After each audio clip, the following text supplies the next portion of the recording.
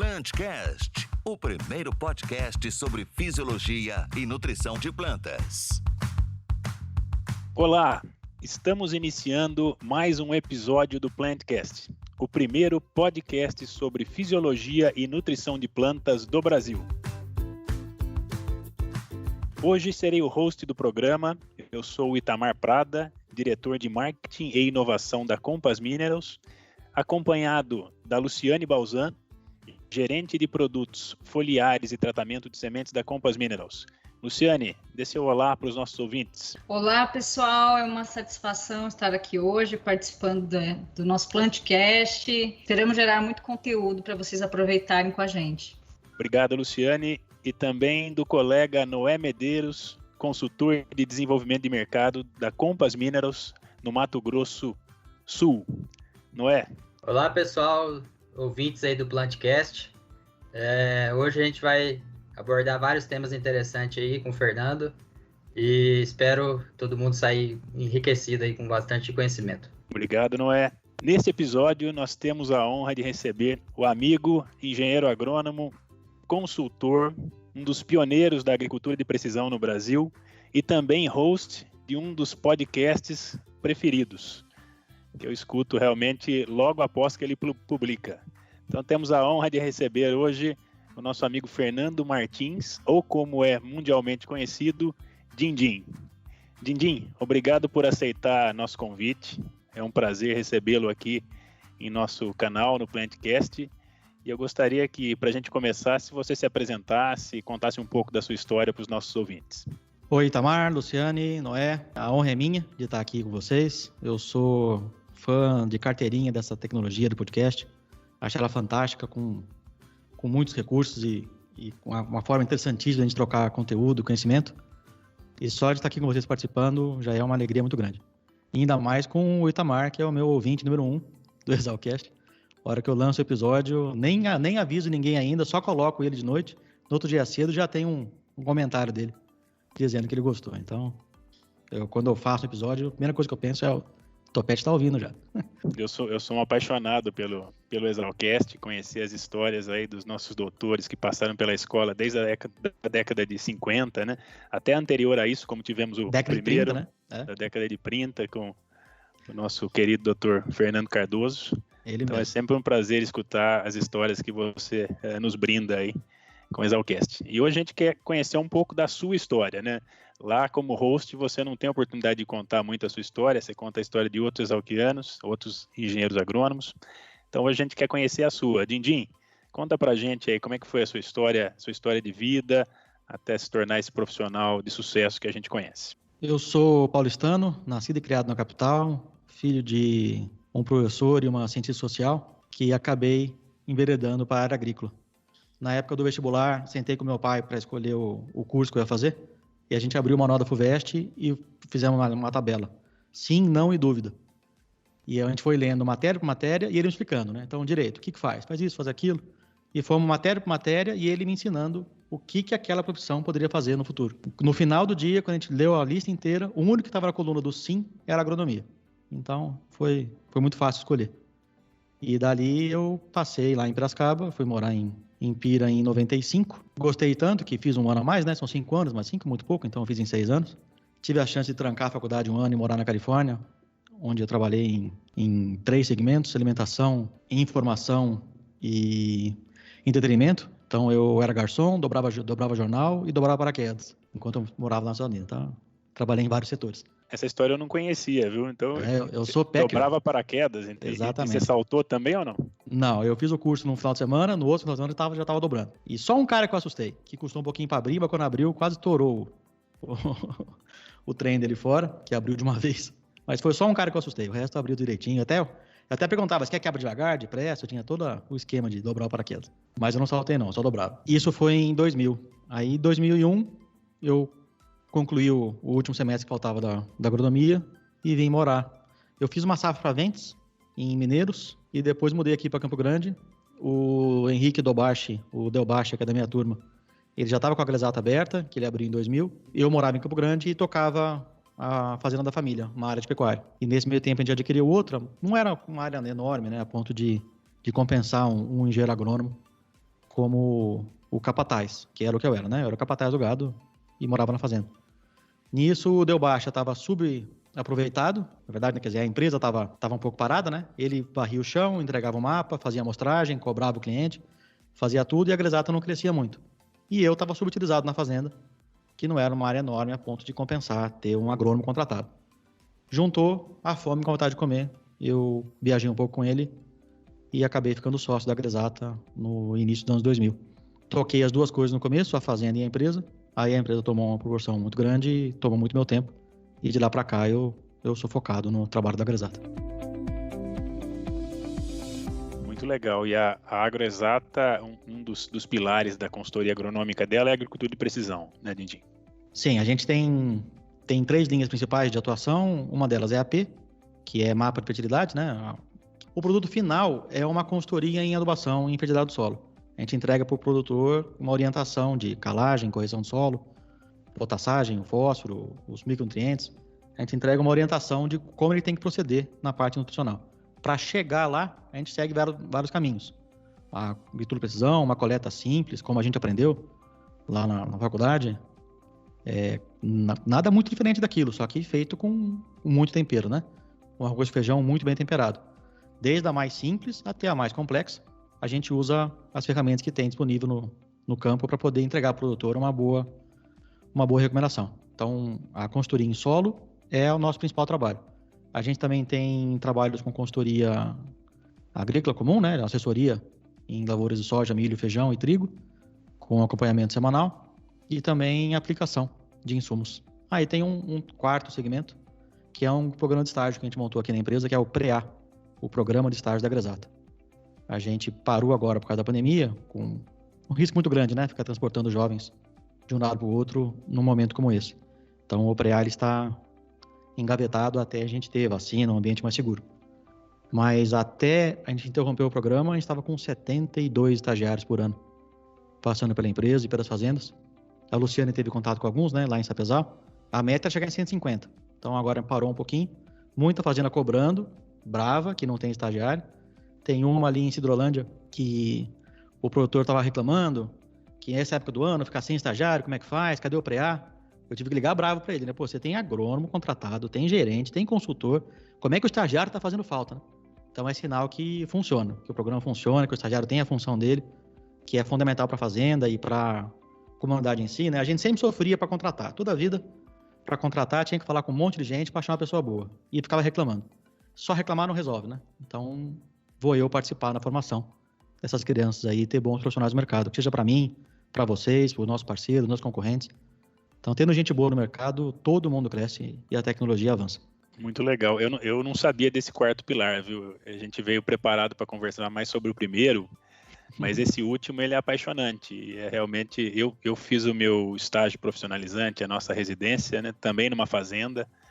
E sei realmente como isso pesa depois para a experiência profissional, como isso colabora para a formação, para o desenvolvimento desses jovens. A grande maioria dos estágios, em fazenda, geralmente, é um favor, né? É um primo do cunhado, um vizinho que tem um sobrinho, que a irmã dele faz agronomia lá no Cafundó e que pediu o estágio. E a fazenda dá o favor e abre a vaga de estágio. Se ela deu sorte e veio um cara muito bom, aquele trabalho foi feito, acabou o estágio dele, ele vai embora. E aquilo que ele estava fazendo, quem continua? Ninguém. Porque não tem quem faça, o estagiário foi embora. Aí vai pro vinagre, tudo que ele fez vai pro vinagre. E se ele for ruim, esse cara nunca mais pega o estagiário. Então, a gente tentou fazer algo mais profissional. Tem seleção, o estagiário é uniformizado, ele tem um kit, tudo isso tem custo, quem paga é a fazenda. O estagiário se paga com o trabalho e é continuado. Acabou o estágio de um, vem um outro, então a fazenda recebe 3 PREAs. O PREA é de propósito, né? Até o apelido. Então, sai um PREA, entra outro, bate no rádio, o PREA na escuta, o PREAzinho responde. No Mandi, colega nosso de Exal aqui lá em Maracaju, ele efetivou o PREA, contratou o menino. Aí de PREA, ele foi promovido para Lebrão.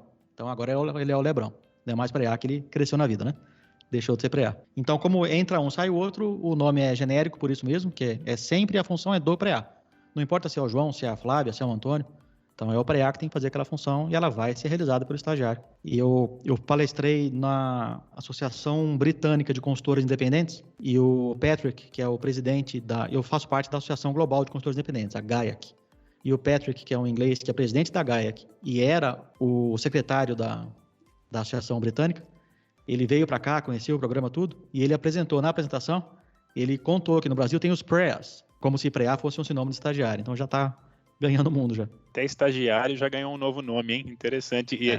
E esse seu trabalho com a rede de consultores globais aí também, a gente pode explorar um pouquinho mais. Mas eu queria que você contasse agora como é que era falar de agricultura de precisão em 2000, 2001, né? Hoje, em 2020, nós sabemos realmente a relevância da agricultura de precisão e o entendimento que se tem em relação a esse tema. Mas como é que era lá atrás? Conta um pouquinho para a gente aí, Dini. Pet, não era tão complicado, porque a AP ela se segura muito no Brasil na parte de solo, né? Quando qualquer empresa que vai começar um trabalho com AP, ela sempre costuma buscar solo como o início do trabalho. Tem lá imagem de drone, imagem de satélite, qualquer outro serviço ligado à variabilidade, mas solo é o que se paga na hora, que quem contrata consegue usar dentro do mesmo ano, consegue usar o serviço e ver um bom resultado. Então, hoje, você fala em precisão, é amostragem de solo, né? Mapa de solo. É muito mais que isso, tá? O conceito oficial de AP é o estudo da variabilidade, tá? Espacial e temporal de uma unidade produtiva. Então, esse que é o conceito oficial de AP, oficial mesmo, do Ministério da Agricultura. No Ministério tem o CBAPD, a Comissão Brasileira de Agricultura e Precisão Digital. Eu sou membro dela agora, por causa da ABPSAP, né, da Associação de Empresas de AP, e ali no CBAPD a gente criou esse conceito oficial de AP, que é o estudo da variabilidade. Então, barra de luz, que seja o uso de um drone simples, só porque tem GPS não quer dizer que é agricultura-precisão. Agricultura-precisão envolve estudar a variabilidade temporal e espacial. O mapa do solo é a variedade espacial dentro de uma unidade produtiva, que é o talhão de uma fazenda. E no começo, 2001, 2002, quando eu chegava com o produtor para apresentar o trabalho, eu vou te falar que não era a coisa mais complicada do mundo em ser contratado, porque ela faz sentido, né? A fazenda, quando você sabe comentar e sabe chegar no assunto e explicar o que o produtor vai ter de resultado com aquilo, ela acaba fazendo sentido. Então, hoje é talvez um pouco mais complicado pelo grande número de empresas trabalhando do que lá atrás, quando não tinha ninguém. E era um serviço interessante, moderno, não era caro, porque quem estava começando era um bando de garoto, né? Que não sabia fazer conta direito, e fazia a conta ali do almoço. Se eu pagar o almoço tá bom, o jantar eu me viro, janto na fazenda. Então, o serviço era barato, feito com bastante carinho, algo que fazia sentido para a fazenda, que era cuidar do solo dela. E no começo foi bom, muito bom. Foi fácil arrumar a área, convencer o produtor a trabalhar. O difícil foi dominar as tecnologias, né? Que tudo era muito novidade. Então, quando eu entrei na AgriExata, a gente não tinha ainda o software para gerar os mapas. A gente terceirizava com a Insolo, que foi a primeira empresa a trabalhar com AP no Brasil de forma independente. Então, um pouquinho do histórico, né? A Bung começou lá na década de 90, ela que trouxe para o Brasil a tecnologia. Quadriciclo para fazer amostragem, software para interpolação de estatística e equipamentos para aplicação de taxa variável. Não sei se vocês lembram dos Terragators, os Rogators, que tinham naquela época, né? Aqueles monstrões enormes. Comecei minha carreira profissional lá, lembro muito desses equipamentos. Realmente era um monstro de um equipamento, né, era um monstro. As aplicações. Então a AP surgiu no Brasil com a Bung. Era o dono do fertilizante fazendo amostragem do solo e indicando qual fertilizante que a fazenda tinha que comprar. É claro que você tem numa revenda, numa loja de qualquer insumo, pessoas decentes que vão lá e vendem aquele produto e indicam a dose certa do produto e fazem uma boa venda consultiva. Mas era o dono do fertilizante indicando o próprio fertilizante, né? Ele fazendo a consultoria. Não era um serviço independente, uma consultoria independente. Surgiu a Insolo, lá em Carambeí, no Paraná, começando com o trabalho. Eles pegaram a representação da empresa que faz o software, que vende o software, que era o Toolbox, a SST na época, e eles começaram como a primeira empresa a fazer isso de forma independente. O nosso primeiro cliente foi a própria Insolo. O Deu Baixa, quando comprou o primeiro quadriciclo, a broca número 1, a nossa broca que veio importada no quadriciclo, está na parede, num quadrinho na parede. E o quadriciclo número 1 está aqui na oficina. Ele não anda para lugar nenhum, né? Virou relíquia e está aqui guardado. Mas o nosso primeiro cliente foi a própria Insolo, que não tinha quadriciclo. Então, o primeiro quadriciclo de uma empresa, de um CNPJ, de uma consultoria, que não tinha a ver com fertilizante, foi o nosso. E a gente foi trabalhar para a primeira empresa de AP a prestar serviço. E nessa época a gente não tinha o software, a gente terceirizava com a Insolo. Coletava, chegava o resultado, a gente enviava para a Insolo o arquivo de campo, os pontos com as amostras, eles faziam o mapa, mandavam de volta, a gente pegava a pastinha, ia lá na fazenda e entregava.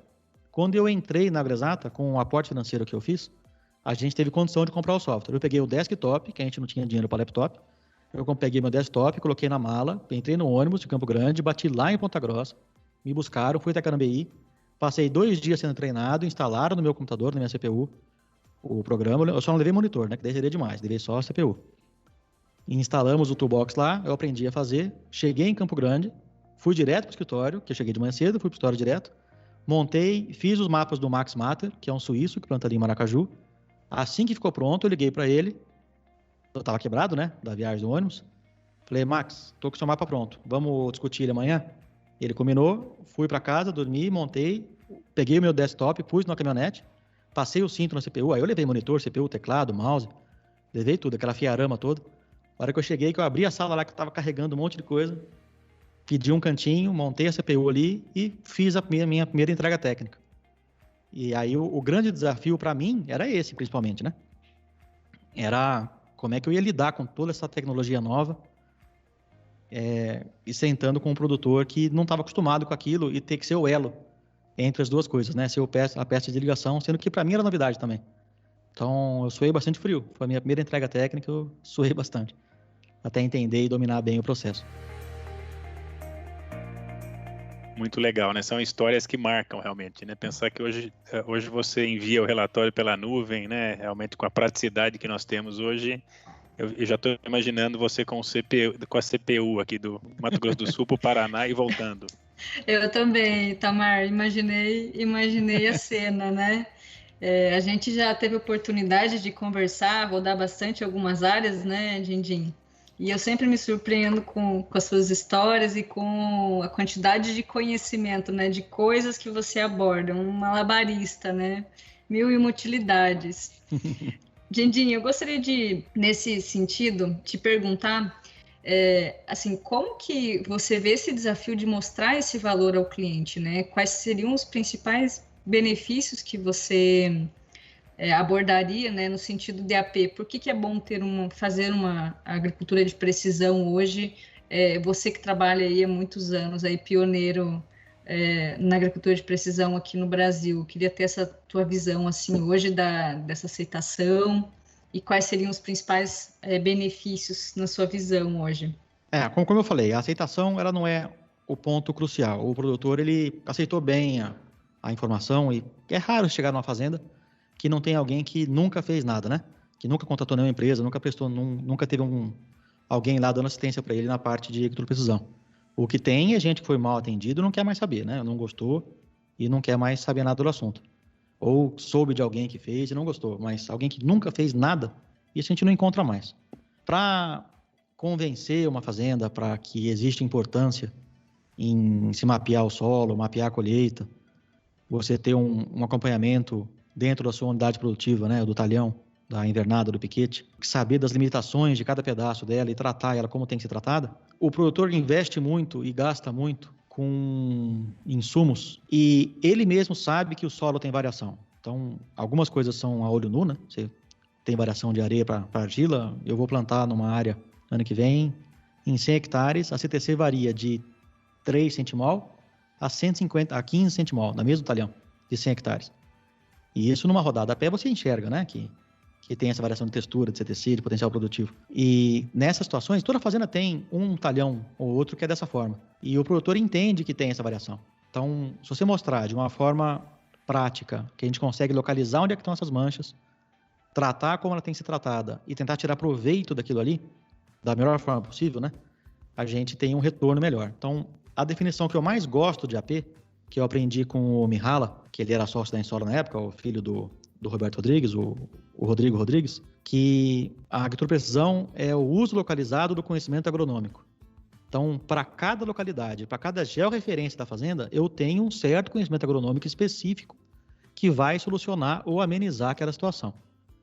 Que pode ser um descompactador de solo, pode ser uma Iveca, de repente pode ser até o teu próprio fogo, para você arrumar uma situação e e fazer com o cultor, né? Toda tecnologia tem uso, desde que ela seja usada naquela já referência que ela tem necessidade de ser usada. Então, é aí que entra a P.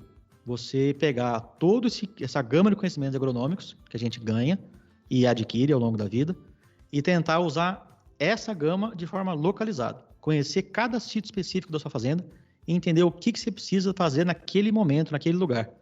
E é muito comum eu pegar áreas com solos super férteis, que colhem mal e tem um histórico ruim de produtividade, e você vai ver, tá num canto da fazenda e sem planta por último. E aí pronto, né? Tá resolvido, já achou o problema, né? Tentar plantar mais cedo já resolve. É a mosca branca que tava dando problema. Que ficar sempre por último, o cara ia colher, a mosca branca ia tudo para lá. Ou então, é um problema de compactação do solo que não tem muito a ver com a parte química, né? Um pouco da física, a compactação vai afetar a química, você vai ter uma camada ali que vai acumular algum nutriente, ou vai ter um acúmulo de alumínio. Então, não é só a parte química, né, que lá da amostra solo que vai mostrar, tem cada localidade com a sua carência, né? Então, para mostrar para o produtor, para ele entender o quanto que é necessário ele ter essa informação, uma das formas é mostrar o que se gasta com os produtos ou insumos para produzir e o que se gasta com a informação para usar melhor esses insumos. Então, se pegar um gasto normal de fertilizante, de corretivo e fertilizante de uma lavoura, entre foliar, granulado e pó de gesso e calcário, e olhar o quanto custa para ter a informação para isso ser bem gasto, é 1,5%, 2,5% no máximo do custo. Então, esse custo já existe. Se você pegar qualquer produtor, chegar para ele e falar, ó, tá bom, pega tudo que você vai gastar de adubação, reduz 2,5% do seu investimento. Vai ter algum prejuízo em produtividade? Não vai. Não vai mudar nada. Ele já tem isso aí sem saber que ele compra 1.000 kg de calcário, vai aplicar e cai 800, e sobra lá no monte, e ficou para trás, e colhe tão bem quanto. Não é essa variação que vai mudar. Então, esse 2,5%, se ele tirar do custo e não aplicar e pôr no bolso, não vai colher menos.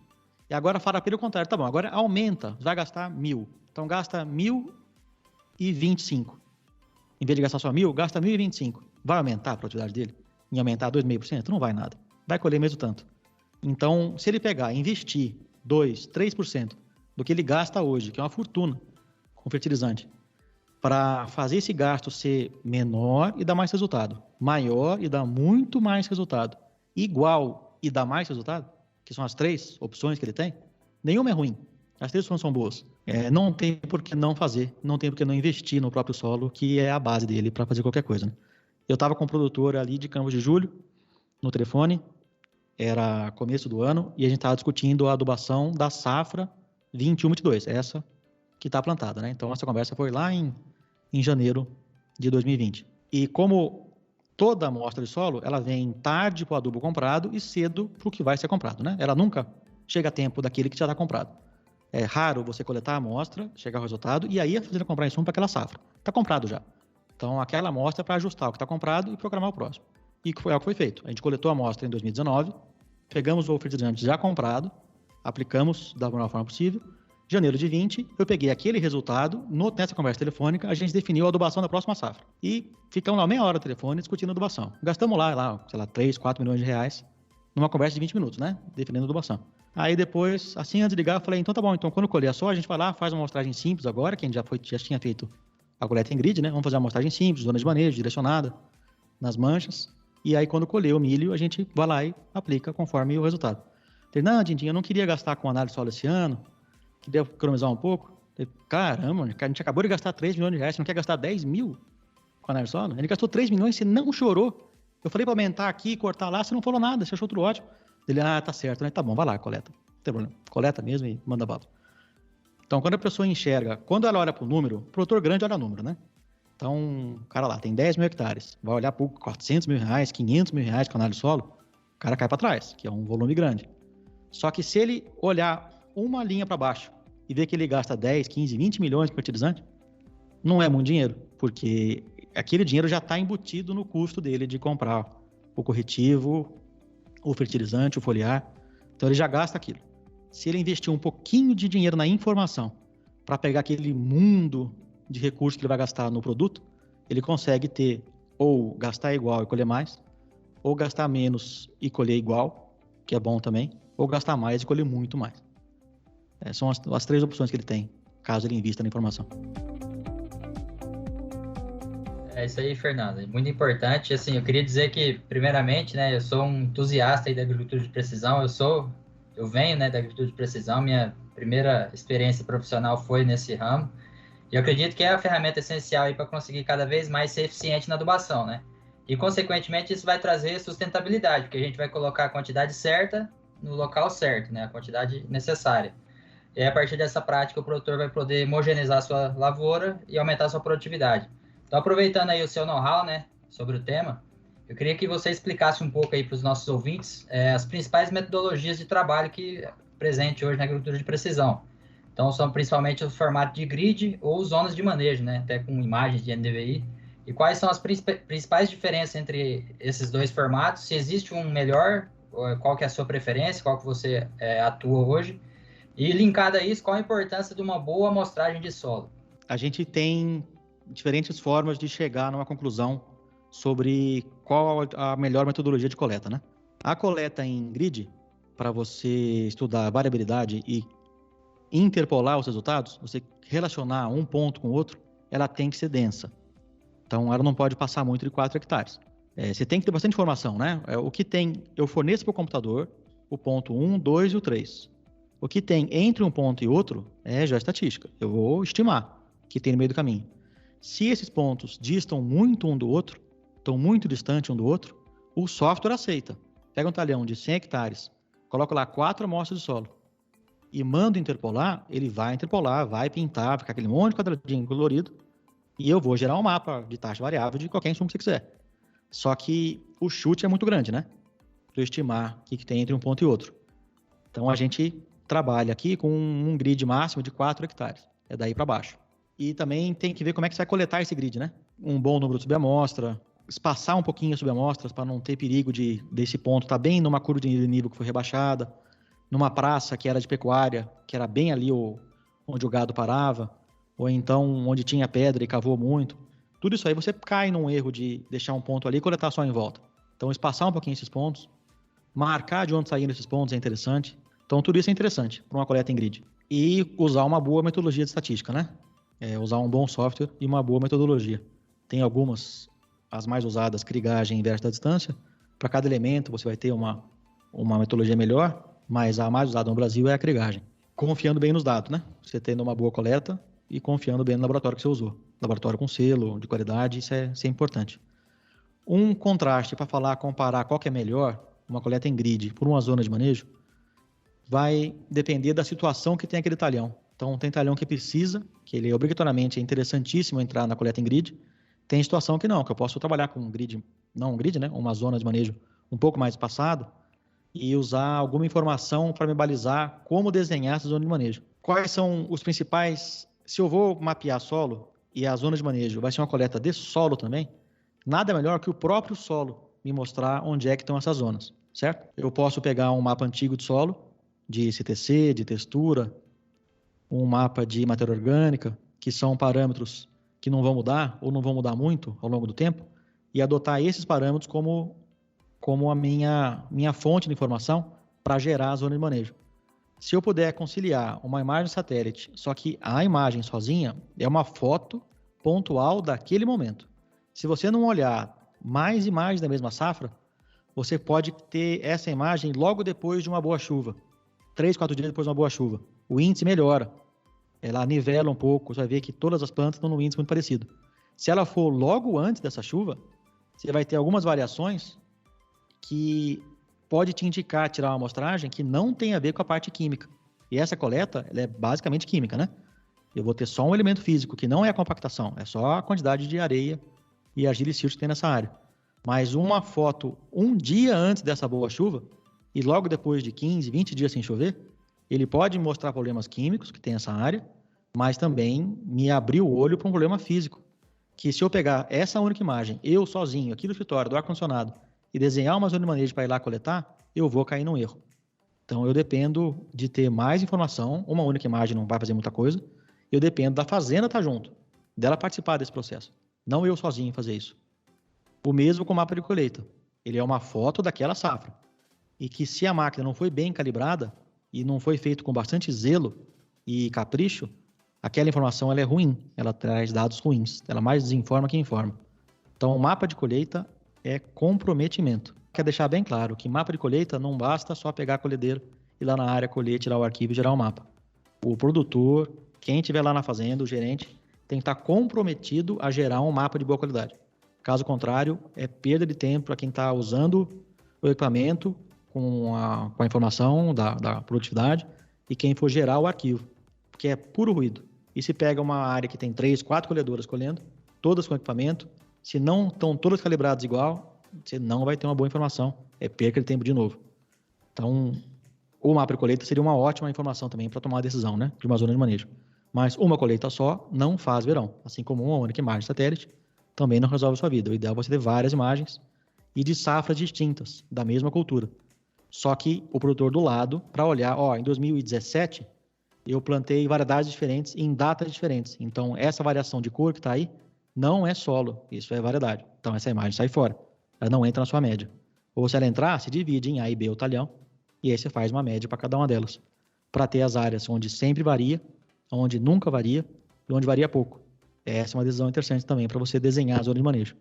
Então, essas zonas de manejo, elas podem ser desenhadas de várias formas, até com a opinião do produtor, né? A gente foi no Xingu uma vez, e Xingu chove dia sim, dia também, né? E quando não chove, está nublado. É raro ter uma imagem satélite boa da área. A fazenda não tinha mapa de colheita e nunca tinha mapeado o solo.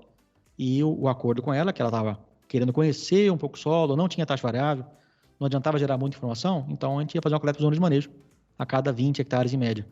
O Wanderson, que era o nosso técnico, ele chegou na fazenda, rodou os talhões, sentou com o gerente da fazenda e tá bom, me conta cada talhão aqui como é que ele é. E o próprio gerente falou, esse canta aqui eu colho mal, aquele canta um pouco melhor, só que eu abri depois. Esse talhão de 100 hectares aqui, na verdade, eram 2 pastos, aí tinha uma cerca antiga aqui. E eles foram desenhando, usando o conhecimento que estava na cabeça desse gerente. E que ele que está andando no talhão todo dia, ele conhece bem a área, funciona melhor que muito GPS. A gente não chegou no ponto ainda. Deu aqui no escritório, mandar um satélite, mandar um drone e olhar para esse dado que foi gerado ali e falar, vai colher tanto, então é tanto fertilizante, é tal produto. Isso não aconteceu ainda. A gente depende do homem no campo, do olho no campo. E com o que tem tecnologia na mão, a gente está melhorando a rapidez com que essa informação sai do campo e chega no ar-condicionado, né? Chega em quem está ali para tomar a decisão. Então, a informação está chegando mais rápido, às vezes com mais qualidade, porque ela não se perde num bloquinho, numa caderneta, na cabeça da pessoa que vai mandar depois. Mas a pessoa do campo, ela não saiu de lá ainda não. Ela está lá ainda, está produzindo mais, produzindo melhor, só que ela é fundamental. Que é uma das coisas que o estagiário faz, né? Que a fazenda acaba deixando ele fazer. O estagiário passa fazendo no dia a dia ou uma boa consultoria vai fazer no dia a dia da fazenda. Então, faz parte do meu dia a dia, com as pessoas que eu vou conhecendo ao longo do trabalho, Brasil afora, me mandar uma amostra de solo. O que eu faço nessa área aqui? Agora manda a amostra, uma análise, né? E aí você está refém daquela amostra que você sabe que foi mal feita. Você conhece o cidadão que te mandou, você sabe que foi mal feito. Tirando pessoas que trabalham bem e vão fazer um bom trabalho, por mais capricho que ela tenha dado, ela tirou uma amostra só, ou tirou 2, numa área de 100, 200 hectares, e pede para você dar uma opinião, tomar uma decisão, o que fazer com aquela área. Então, nesse caso, eu tento olhar só para o parâmetro principal, né? Olhar para a textura, CDC, entender um pouco o potencial dessa área, tentar pegar um erro nessa amostra, com base no problema que a gente conhece, mas uma amostra de solo feita usando poucos critérios de qualidade, é melhor não ter. Eu prefiro que você me fale quanto colheu as últimas 5 safras, quanto adubou, quando foi a última calagem e que região que você está e quanto chove. E aí eu te falo, põe tanto de potássio, tanto de fósforo, né? 2.000 kg de cálcio dolomítico, 500 kg de super simples, 200 kg de cloreto. Pronto, está feita a adubação. Não precisa ter análise de solo para falar uma adubação dessa, né? Então, a qualidade da amostra é fundamental. Ela é o princípio de todo esse processo. Então, a pessoa que está coletando, ela tem que ter zelo, qualidade, treinamento. A primeira subamostra tem que ser idêntica à última, tem que ter volume de subamostra, porque tem muito erro. Acontece de você ter muito ponto diferente. A fertilidade muda palmo a palmo. Se a gente for ser fresco e querer olhar com microscópico, você fica maluco. Um grid de meio hectare é pequeno.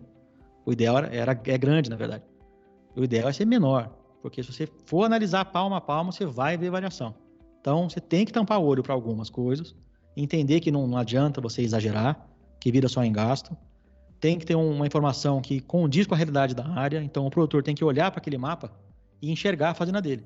E ver, aquele canto ali veio depois, aquela divisa ali onde o funcionário errou e jogou mais potássio, está mais alto por causa disso. Então, você tem que ter uma situação que a pessoa reconhece a área. E você tem que confiar muito na equipe que está lá trabalhando, que aquele trabalho foi realizado da melhor forma possível, né?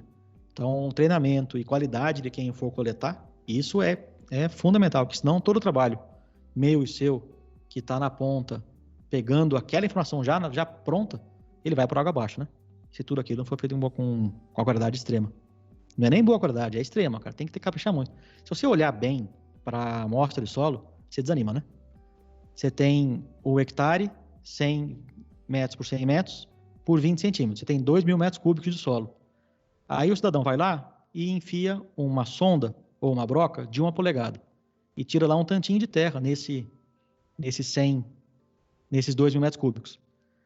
E daí você pega, como se for que pega 1 hectare e faça bem feitinho. Tira lá 10 subamostras em 1 hectare, junta tudo num saquinho, que vai dar 900 gramas, tá? 900 gramas, você vai quebrar em 2, uma vai para o laboratório, outra você guarda, é a contraprova. Der algum erro com essa amostra, você tem lá a contraprova, você não precisa coletar de novo. E você manda para o laboratório 300 gramas. Então, você está contando para você mesmo que 300 gramas representam 2 milhões de quilogramas. O laboratório vai pegar essa amostra e vai tirar a amostra dela. Vai pegar um cachimbo de 5 gramas, você vai cachimbar isso aí. E vai te falar que aquelas 5 gramas que ele analisou representam 2 milhões de quilogramas. É muito pouco, né? Você está pegando grama, representando toneladas de solo.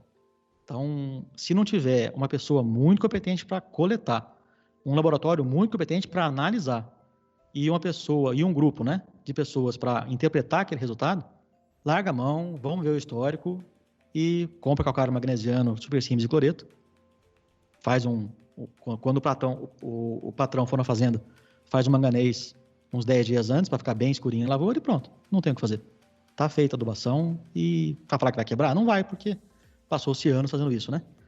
Mas hoje, com as margens mais apertadas, com os custos mais altos e com acesso à informação muito mais fácil, e tem gente no Brasil inteiro trabalhando nisso e fazendo um bom trabalho, você consegue ter uma boa informação decente e ganhar mais com o mesmo equipamento que você está fazendo, né? Hoje, no Brasil, eu não sei te falar a quantidade de empresas total, mas a gente tem uma associação que é a BPSAP, a Associação Brasileira dos Prestadores de Serviços de Agricultura e Precisão. E a gente está com 140 associados, 140 e poucos associados hoje, cobrindo 100% do território nacional. Então, tem alguém para atender a fazenda no Brasil todo. Não tem por que ela não usar a tecnologia, né? Eu vou aproveitar que você abordou um pouco do tema e entrou um pouquinho nas imagens. E ela também, como as imagens de NDVI está entrando forte aí na agricultura de precisão, né? Hoje a gente tem diversas plataformas aí que disponibiliza várias imagens de NDVI, empresas especializadas só nisso, com alta qualidade também de imagens, né? E é uma tecnologia que a gente vê que chega no produtor. Diversas fazendas que a gente vai, a gente vê que o produtor já tem essa imagem. Só que assim, o que eu vejo, pelo menos no campo, é que muitas das vezes essa imagem ela é o produto final, o produtor. Enquanto que eu acho que ela deveria ser apenas um meio de tomada de decisão, uma ferramenta para tomada de decisão, uma coisa que ele ainda vai fazer. Ou seja, surge a pergunta, o produtor pega a imagem e fala assim, o que eu vou fazer com isso? O meu questionamento, Fernando, para você falar aí para os nossos produtores que estão escutando o Plantcast, é isso, alguns exemplos do que pode ser feito com essas imagens, decisões a serem tomadas, e quais as vantagens, né, de trabalhar com esse tipo de tecnologia? Então, a imagem satélite o índice mais famoso do satélite é o NDVI. Tem vários, tá? O NDVI é um deles, que usa o vermelho e o infravermelho próximo para fazer a matemática para chegar num valor. E esse é o mais comum, mas tem inúmeros, usando outras cores, né? Outras bandas que só o NDVI. Mas, como eu falei, ela é uma foto, tá? Ela é uma fotografia daquele momento que ela foi tirada. O satélite passou naquele dia, localizou aquela situação. Então, é como uma pesquisa eleitoral, que é uma foto do dia da pesquisa. Que dali, o próprio resultado da pesquisa altera a percepção de quem está vendo aquilo e o cara já muda de opinião se você faz a pesquisa num dia avisa, conta, né? Publica o resultado. No dia seguinte você faz de novo, ela vai dar diferente, porque aquele resultado já impactou em quem está assistindo. Então, a imagem satélite, ela é o resultado daquele exato momento. Dali a 10, 20, 30 dias, muda a situação. Ela já não é igual. Você ter ela como uma ferramenta final, como você falou, e não como meio, né? Você ter ela como o que você pega ela na mão e toma a decisão a partir dali, é muito comum você cair num erro se você não, ao longo da safra, você não pegou aquela imagem e foi lá ver o problema, tentar localizar o que causou aquele índice estar mais baixo, guardar aquela já referência para voltar lá, investigar melhor aquele lugar e começar a entender como é que é a sua fazenda, né? Então, quem vende a imagem para o produtor como a solução, como você não precisa mais ir na sua lavoura, você pode olhar por aqui, tá aqui a sua lavoura, tá muito bonita, você nem precisa ir lá ver, ou então aqui tá feia, já foi a viola pro saco, não tem mais o que fazer. Não é assim que ela vai funcionar, né? Você vai ter que usar ela de uma outra forma. E o jeito certo é você conseguir acessar essa imagem, ir lá no campo e olhar, e tentar encontrar o que está causando aquilo, e conhecer melhor a sua situação. E elas estão cada vez mais baratas, né? A imagem em si, em várias situações, ela é gratuita. O que se paga é o tempo da pessoa ir lá e processar. Ou então você tem os softwares hoje fazendo de forma gratuita mesmo, né? Empresas que cedem ela de forma gratuita. No começo se pagava, algumas pessoas cobravam para fazer, e hoje você tem aplicativos do mercado que fazem de graça. Se o produtor só se encher de imagem, então eu estou com uma situação numa fazenda no Mato Grosso que comprou um serviço, o serviço vem com imagens quase diárias, vários índices, um monte de informação. O que aconteceu? O cara me deu a senha e pediu para eu acessar, porque ele não tem tempo para olhar, porque é informação demais que chega na mão dele, ele não sabe o que fazer com tanta informação. E realmente não tem sentido, né? Você ser bombardeado de informação por todos os lados e não tiver tempo para processar aquilo, já criou-se a demanda, essas fazendas grandes, já tem a demanda de ter um profissional só para olhar isso aí e tentar encontrar, né? Encontrar o que fazer com as informações todas, para isso ser realmente um produto rentável para a fazenda. Porque ela comprar ou só porque é barato, ou só porque é de graça, e ter aquele monte de informação e não usar, acaba sendo caro se ela pagou e não usou, ou então ela acha que não funciona, porque tem aquele monte de coisa lá, a vida dela não mudou, ela continua trabalhando como sempre trabalhou, e não vai nada, né? Acaba não chegando a lugar nenhum. Então, a informação pela informação, sem você ter ela sabendo o que fazer e tendo realmente um uso para ela acaba sendo cara e ineficiente. Acontece que não tem a recompra, a fazenda não continua usando o serviço, porque acha que não funciona. Sendo que ele funciona sim, desde que usado como tem que ser usado, e não só, como eu falei, de uma pessoa sozinha no escritório, tomando uma decisão com base numa imagem de uma área que ela nunca foi, nem sabe onde que é direito, e está olhando só para um número de um índice, que muita coisa pode ter causado aquilo, né? E eu já vi situações absurdas de uma empresa estar no escritório, definir uma coleta de nematóide, usando a imagem, o técnico chegou lá no campo e era linha de força passando pela área. Aquela bola amarela, que foi ordenado para ele chegar lá e coletar a amostra para ver se era nematóide, tinha um poste de luz, né, um linhão passando ali, não um poste não, uma estrutura metálica ali da linha, do linhão, e a soja em volta amarela, porque o cara não conseguia pesar direito, não conseguia fazer nada, e só que quem olhou a imagem interpretou, isso aqui é nematóide, vai lá e coleta a amostra. Então, o produtor, o gerente, o pessoal da fazenda, é fundamental estar junto na hora de interpretar uma imagem dessa. Mapa de colheita é a mesma coisa, uma entrega técnica de um mapa de solo, que às vezes você vê, tem uma linha retinha dividindo saturação de base. Ela vai baixa, de repente fica alta, no mesmo talhão. Então, se ninguém tem na mão o histórico disso, você vai achar que está errado isso aí, né? Que tem algum erro no laboratório, vamos refazer essas amostras, porque aconteceu alguma coisa aqui. Mas, na verdade, tinha 2 talhões que emendou, ou então o calcário aplicou até aquele pedaço e parou. Não sei se o Tupete conheceu o Chimijo, mas ele era gerente numa fazenda ali em Goiás. E um dia a gente fez uma área para ele, gostou bastante, e daí ele pediu, vamos fazer a fazenda toda aqui. Aqui sempre que pede calcário eu compro, nunca falta nada, nunca sobra nada. E eu tô desconfiado. A gente foi lá, mapeou a fazenda inteira, o miolo da fazenda, a saturação de base era alta, tudo era muito bom, e as bordaduras da fazenda, não via calcário, tinha anos. E o calcário chegava, tá aqui, comprei tantas cargas para tantos hectares. E no final do dia, dava certinho. Nunca sobrava, nem faltava calcário. A equipe dele era excelente. E sempre tem que sobrar ou sempre tem que faltar. Nunca vai dar certo, né? 2 mais 2 na roça, deu 4, refaz, que você errou na conta. É 3,5 ou 4,5. Não existe 4 na lavoura. E aí descobriu-se que os cantos da fazenda não via calcário há muitos anos. porque ninguém ia lá aplicar. Então, até na entrega técnica do solo é interessante que tem a gente da fazenda junto para poder contar a história. Exatamente esse ponto que eu ia te perguntar, né? A gente tem várias ferramentas aí para o diagnóstico. E depois do diagnóstico, né? Você citou uma situação, mas quais outros desafios que você vê na hora de fazer a aplicação? Eu fiz uma recomendação, estou fazendo aqui uma aplicação fixa ou variável.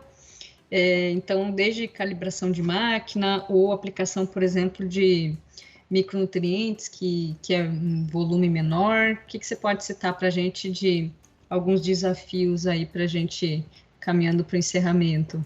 A aplicação é um desafio enorme, Luciane, porque a gente tem no mercado o principal equipamento para aplicar corretivo e fertilizante é o prato giratório, né? A esteira e o prato. Você pode colocar bandeja o quanto você quiser. Se falar que ficou perfeito, não ficou, né? Você tem que se contentar com o razoável. Se chegou no bom, dá puro de alegria.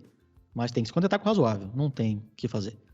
Se eu pegar uma aplicação melhor, vai ter que ser um sistema de coxo. Tem máquina no mercado para isso. Um valor agregado maior, eficiência menor. A eficiência não é tão menor assim porque ela não para, né? Ela trabalha o tempo todo. Então a eficiência não é tão ruim assim. É algo da fazenda pensar em ter um equipamento de coxo, não de prato. Que daí você tem por gravidade, você consegue fazer volumes menores e uma qualidade de aplicação melhor, mas o que tem no mercado hoje nas fazendas é prato. Não importa a máquina. Uma máquina é melhor que a outra, as duas é uma esteira que vai girar, rodar o produto, cair em cima de um prato que vai rodar. Então, é o operador, né? Que vai regular a máquina, que vai fazer ela ser melhor ou pior, não é a marca dela. E aí a gente cai num problema muito grande, que é todo o trabalho, a coleta, falamos de colocar o melhor técnico do mundo, usar um software muito bom, ter uma entrega técnica que discutiu, viu todos os resultados, usou as fórmulas melhores que tem no mercado, pesquisadores mais competentes que balizaram aquela recomendação, para chegar na fazenda, eu contei aqui um talhão, vai aplicar 2.000 kg por hectare, tem 100 hectares, está aqui 2.000 toneladas, está aqui o volume que vai aplicar nessa área, 1.000 hectares, 2.000 toneladas, 2.000 kg por hectare, vai aplicar na área, no dia aplicou tudo. O cara fez taxa variável. Chegou no meio do talhão, o monte estava na metade do tamanho, estava menos que metade do tamanho, ele foi lá, fechou um pouco a comporta e no final do dia aplicou o que tem que aplicar. O mesmo com o micronutriente que é baixo volume, né? Vão aplicar uma olexita. Eu quero ter 1,5 kg de boro por hectare. Então, é 15 kg de olexita, 10%. Fica bem aplicado? 15 kg por hectare de um produto? Não vai ficar. Então, ou a gente aplica mais, ou muda de fonte. Mas se colocar um talhão de 1.000 hectares, coloca lá 15 toneladas e fala, ó, é 15 kg por hectare, aplica. Vai acabar aquele talhão e vai acabar um monte e vai estar aplicado. Só que tem lugar que caiu 45, tem lugar que caiu 0. Aproveitando esse tema aí, se a gente conseguir diminuir faixa, a gente não consegue minimizar um pouco desse problema com dosagem muito baixa? Com calcário, sim. Né? Você consegue melhorar um pouco o processo com pó, mas com o granulado minimiza bastante, né? Quanto menor a faixa, vai minimizar. Só que eu quero ver se convenceu o colono a fazer a máquina dele aplicar na metade do rendimento, tá? Então, esse é o problema. Tá aí um desafio grande. Para quem vai fazer em pré-plantio, muito mais fácil. Mas quem faz em cobertura, aí não tem nem como fazer, né? Pedir para reduzir. Só se for num algodão que vai ser seguindo a linha de plantio. Mas soja ou milho que faz cruzada, não tem nem como pedir isso, né? Tem que ser em pré-plantio. Então, até pode conseguir. Só que você vai cair o rendimento do cara na metade, né? Mas ele vai querer fazer uma faixa de 30 metros, né? Não vai ter jeito, né? Então, aí tem que trabalhar com volume maior. Mas sim, redução de faixa, com certeza melhora muito, minimiza muito o problema. E só que, Luciane, tem ferramenta para você minimizar tudo isso, né? Com conhecimento e ferramenta, e não é nada caro, é bandeja e um bom softwarezinho de estatística para você poder fazer a contagem de cada bandeja, né? O Adulanço é o mais usado. Vocês sofreram lá para fazer uma área lá em Sapezal, não foi?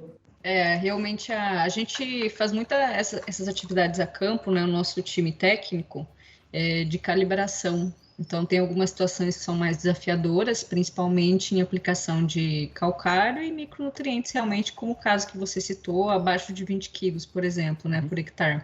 Então, são situações desafiadoras, né? Nós fazemos muito treinamento com o nosso time, justamente visando isso, né?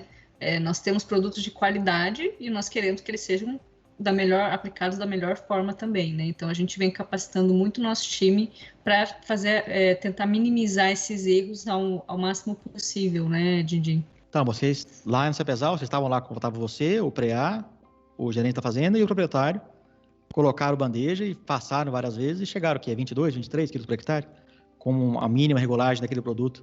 Muito abaixo disso complica bastante você ter uma boa aplicação. E aí você joga a perder todo o trabalho, né? Para chegar lá no campo. Então, é muito comum você rodar lavoura por aí, andando nas estradas e ver aquelas faixas verde claro, verde escuro. Isso é potássio, é calcário, muitas de boro, que ali em Sapezal estava nítido o transpasse, né? E ali não foi que faltou, foi que deu excesso de produto e você vê lá as faixinhas estreitinhas, que é onde deu o transpasse da máquina e foi bora demais. Só que a tecnologia está toda na mão. A barra de luz está aí para ajudar. Tem bandeja, é só você ter a bandeja na fazenda e ter o trabalho. Só que tudo dá mais trabalho e fica melhor. Então, se quiser moleza, não é esse ramo que tem que estar, né? Tem que estar pronto para sujar a mão, a botina, ficar um pouco no sol e fazer ele acontecer. Aí um dos papéis dos estagiários é aprender a fazer isso e mostrar para a fazenda a importância, né, de se fazer.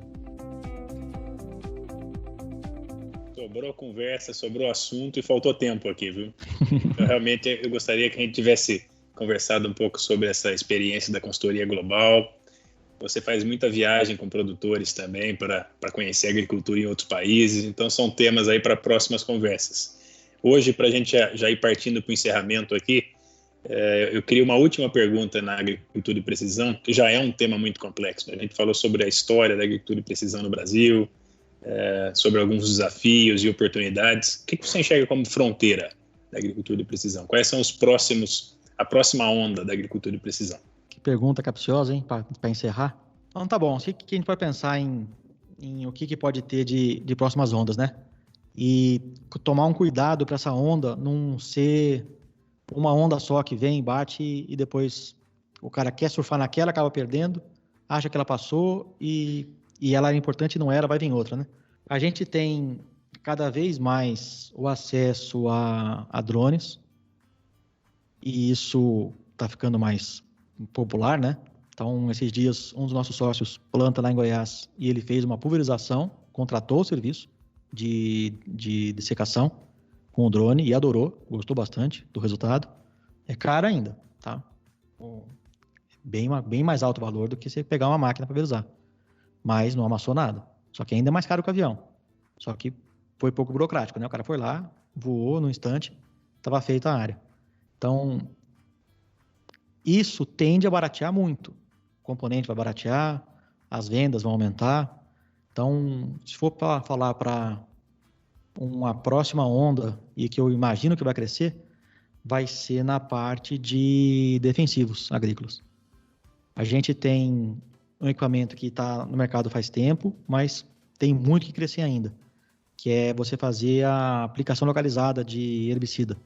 Você tem lá um sensor que em tempo real reconhece que existe a planta. Acaba sendo um processo simples, né? Que é sim e não, né? É ligado e desligado.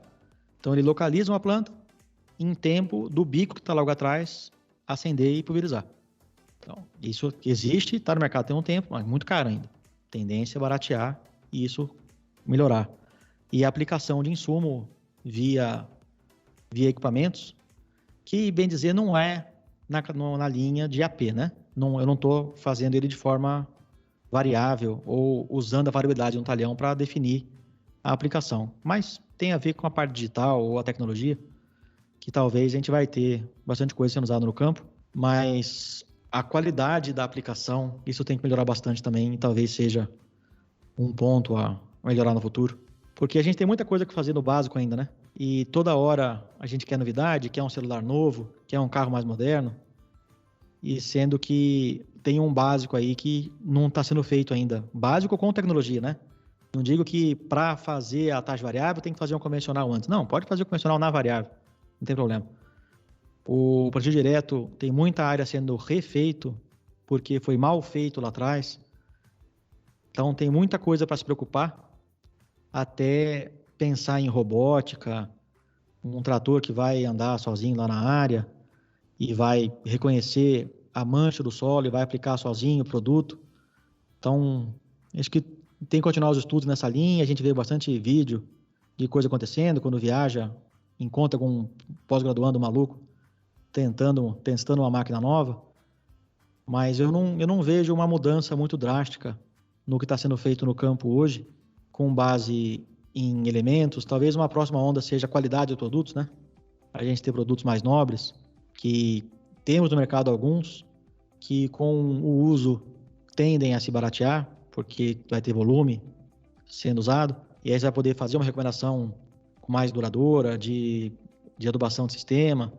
Eu vou colocar o nitrogênio numa cultura anterior, pensando na próxima, não só o fósforo que já se faz, mas até o próprio fósforo, né? Pensar num fósforo com mais tecnologia, que vai, num solo argiloso, ele vai durar mais tempo, né? Não vai ser absorvido, vai ser mais eficiente.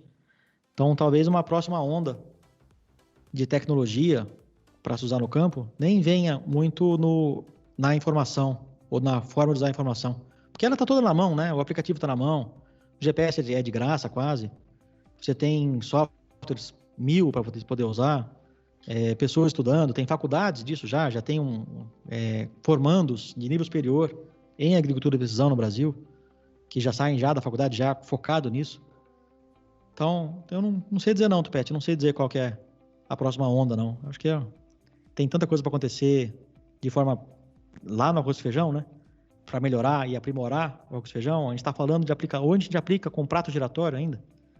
É uma coisa que eu fazia lá atrás, lá quantos anos, quando eu era moleque ainda, ia pra fazenda, a gente comprava calcário em saco e já tinha o prato giratório para aplicar calcário, e até hoje a gente usa uma máquina toda moderna, com GPS, com barra de luz, com taxa variável, e lá atrás tem um maledeto de um porcodil, de um prato, para girar e aplicar esse produto, que gastou uma fortuna, produto pura tecnologia, tudo num grão só, né? mesmo diâmetro, para bater num prato, e se quebrar e virar um pó e cair atrás da máquina, né? Você vai fazer um 20-020 ali atrás, já cai o sulfato atrás, a ureia do lado, o potássio lá na ponta, aí que adiantou todo o trabalho, né? Então, acho que a gente tem que usar a tecnologia que está na mão, está acessível, com pessoas que vão usar ela da melhor forma possível, e ir na fazenda e lembrar que aquilo é uma fazenda, fábrica a céu aberto, muito detalhe para ser cuidado, e tentar fazer esse arroz e feijão muito bem temperado para tentar atingir o resultado. Porque tem tanta coisa que está na mão que a gente não usa. O mapa de colheita é uma coisa que existe há anos e até hoje não decolou por mau uso, né? Não porque ela não funciona, mas só por mau uso. Falou tudo, viu? A onda, realmente, a próxima onda não precisa ser de coisa que a gente ainda não conhece, né? Mas realmente da aplicação... Não acho que tem que vir uma onda melhor, a gente tem que aprender a surfar melhor a onda que já está aí, tá? Dindim, em função do tempo, a gente vai encerrar por aqui. Queria que a Luciane, Noé, se vocês quiserem passar alguma mensagem final para os nossos ouvintes. Bom, tchau, pessoal. Muito bom estar aqui com vocês, conversando com o Itamar, Dindim, Noé. Foi um bate-papo muito bom. A gente nem viu o tempo passar. E esperamos vocês no próximo podcast. É isso aí, pessoal. Muito obrigado pelos esclarecimentos, Fernando. Foi muito, muito bom para nós, para os ouvintes aí. Com certeza o pessoal vai sair sabendo muito mais sobre agricultura de precisão. Obrigado, Luciane, Noé. Dindim, sua mensagem final. Eu só agradeço vocês pelo convite.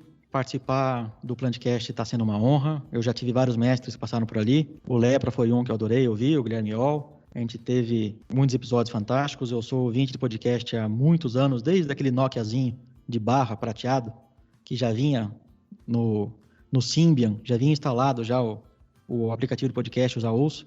Adoro divulgar essa tecnologia, tanto é que acabei produzindo um canal também.